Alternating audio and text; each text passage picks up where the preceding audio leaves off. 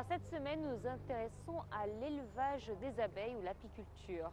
Nous allons voir dans ce centre de recherche qui se trouve dans la ville de Hanantır comment on élève les abeilles pour pouvoir ensuite, à la fin de la saison, récolter du miel. Regardons ensemble les détails, ensuite on se retrouve.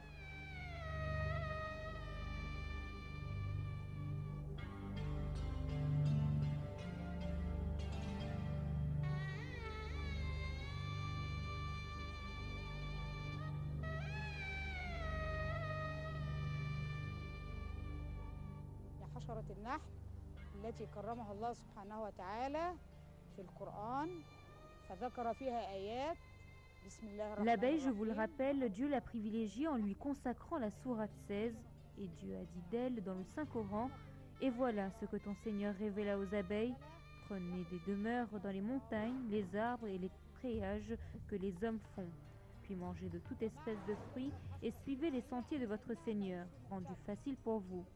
De leur ventre sort une liqueur aux couleurs variées dans laquelle il y a une guérison pour les gens. Il y a vraiment là une preuve pour les gens qui réfléchissent. » Fin de verset. Que veut dire un insecte social? C'est-à-dire qu'il vit en société. En plus de cela, cet insecte a de très belles caractéristiques, telles que le courage, l'intelligence, son dévouement au travail et qui est prêt à sacrifier sa vie pour protéger sa ruche.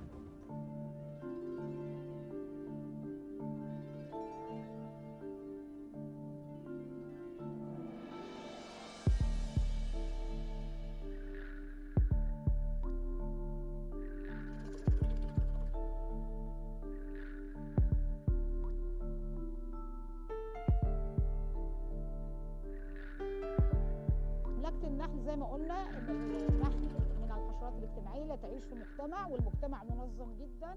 Chaque abeille sait sa fonction et sait ce qu'elle doit faire. Dans une ruche, j'ai 3 castes, groupe social hiérarchisé.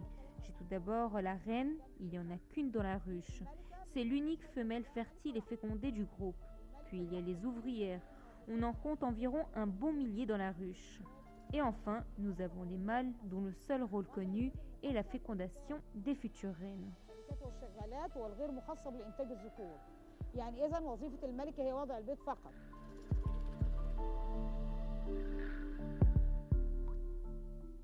Le terme apiculture est récent. Il date de la fin du XVIIIe siècle, mais le métier en lui-même remonte à la nuit des temps. Parmi les preuves les plus anciennes de l'élevage des abeilles figurent des scènes gravées ou peintes sur les murs des temples égyptiens. On voit par exemple sur cette image qu'ils savaient construire des ruches sous forme de vases d'argile empilés les uns sur les autres. Les Romains, eux, cultivaient le miel des troncs d'arbres comme nous le rapporte cette peinture. لما أجي أقوم بإنشاء منحل أول حاجة أختارها المكان. Comment construire des ruches? Eh bien, lorsque je décide de construire une ruche, je dois d'abord réfléchir à son emplacement. Il faut qu'il soit placé à proximité de plantes pour les nourrir et récolter du nectar pour pouvoir récolter ces différents produits tels que le miel, le pollen, la cire, la gelée royale et la propolis.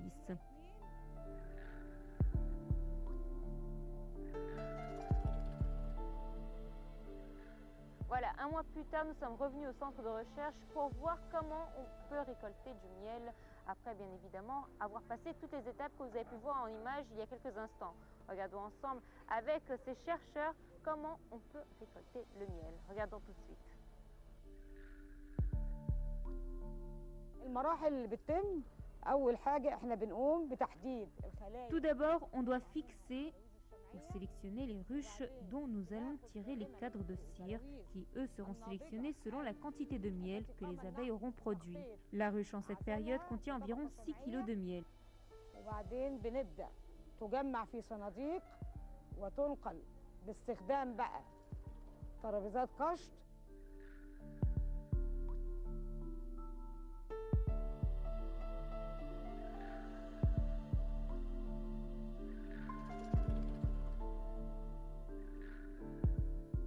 Avant de s'approcher des ruches, il faut enfumer délicatement les abeilles pour pas qu'elles attaquent, mais sans non plus les brûler.